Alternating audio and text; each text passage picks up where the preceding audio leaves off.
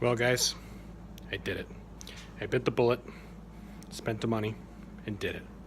And man, is it cool. Awesome power! Look at the size of these things. 60 size chain. 60. Huge power. Huge power. Here's one sprocket compared to the old sprocket. 35 size, 60 size. 400 pound working load, 2,000 pound working load. 1900 tensile strength, 9,000 tensile strength. If I break these, we got a big problem. Look at the size difference. Just would you look at that? Would you look at it? Holy chain. This is like children's play here. Got the real men's chain here. So nice. So nice. I'm so excited. So excited. We're gonna start putting it on. It's gonna be a bit of work to get all of it changed out. We're also gonna add the center wheels in while we're at it. I'm gonna go ahead and punch these chains down to the right size to go from front to center and then from center to back, and get the extra set of wheels put on it while we're at it. That's what I was waiting on for the middle wheels, was to get the proper size chain, and now we're ready. I would like to stop and take a minute and say thanks to all of you who donated to my cause and helped make this dream possible. You guys know who you are.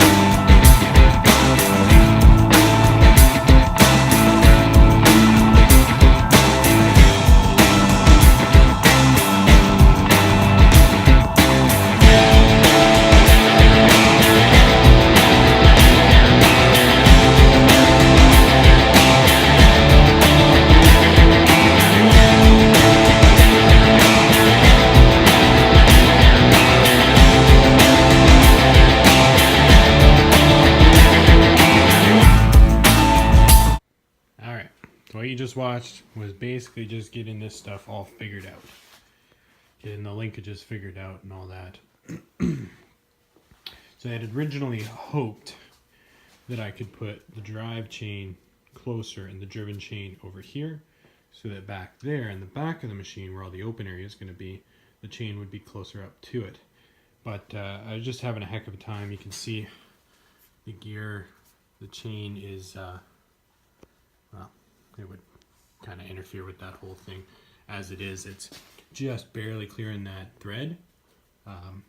So like when it's in reverse and stuff, it might actually hit it.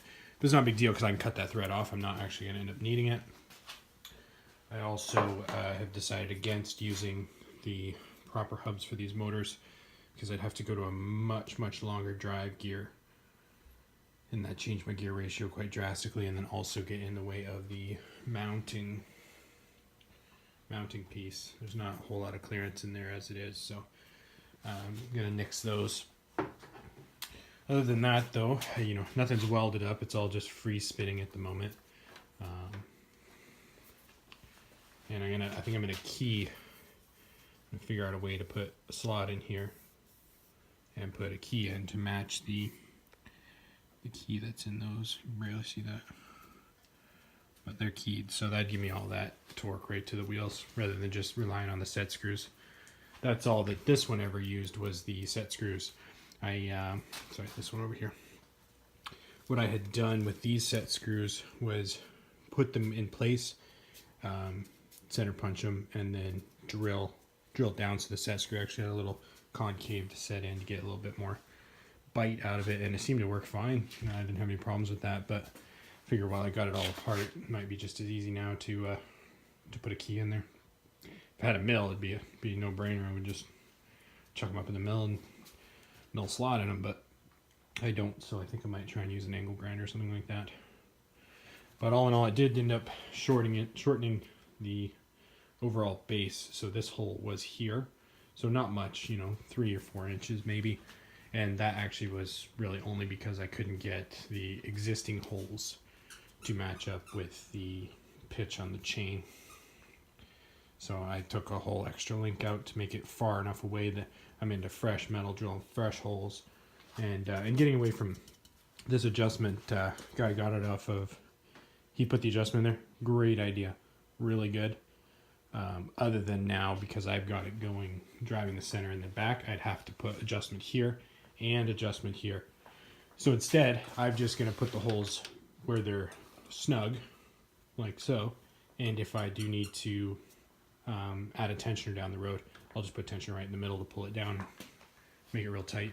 And this one, you know, should almost have a free spinning thing on the end of that shaft, just to take up some slack, but I don't really think it needs a tensioner. There's not enough slack in there to come off the teeth. It'll just be a little bit of backlash, which, you know, backlash in comparison to the backlash that I had, I think we're doing pretty good. Oh, and the old chain, took it off when it was off. I've got it somewhere, but let's see if this one has, yeah, things like this. Look at this. Let me get it to focus. In the words ABE, focus. There it is. Look at, chain's busted. She broke. That's a whole piece missing. It's really hard to see. There you go. You can kind of see. Oh, look at, it's even flipping over. Broken right off. And I found a whole bunch on the other one that were actually cracked. Oh look, there's another one.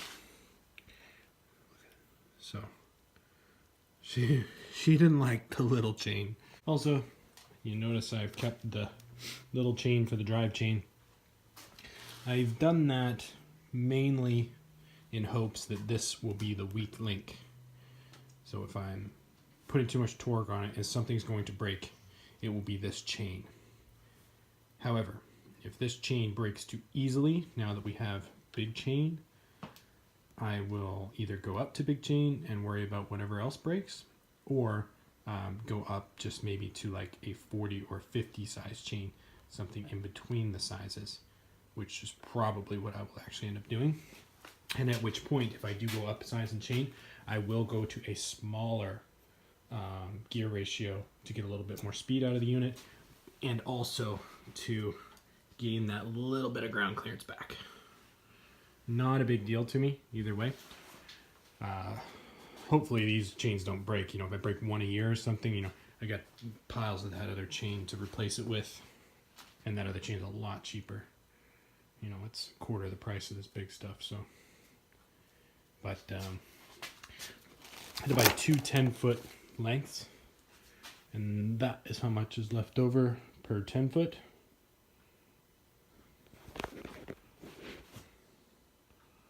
So it's almost enough. Almost. So, actually looks pretty good with the big chain on there. I might upgrade just for the looks. But anyways,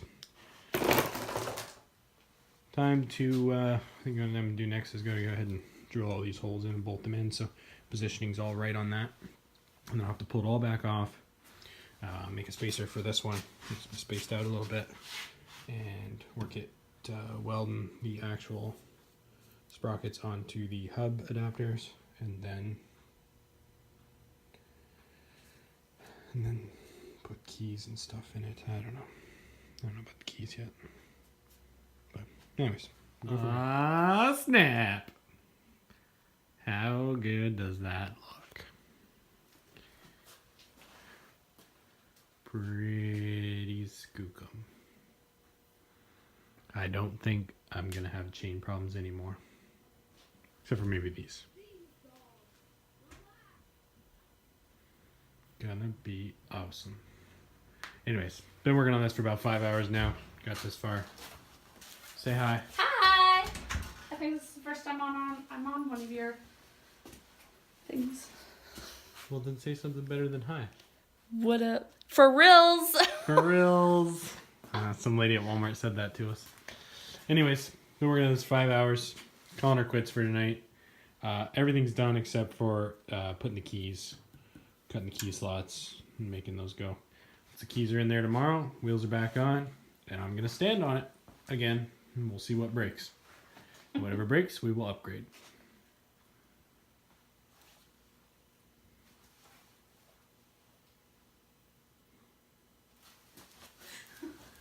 Okay, goodbye. Awkward!